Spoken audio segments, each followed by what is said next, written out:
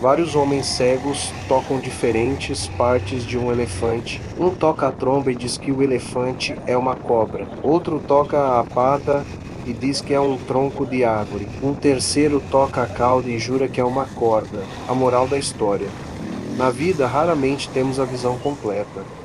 Cada pessoa tem uma verdade baseada no que consegue alcançar, e a sabedoria mora em ouvir o que o outro tocou para montar o mapa inteiro.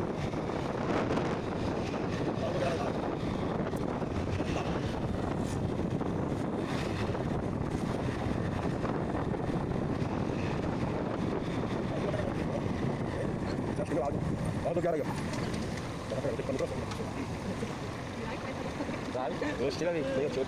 Olha lá, mano aí. E bicho vai estar livre. Bora. Todo mundo para que leve vida. Vou dar fora. Vai dar fora. Começa lá.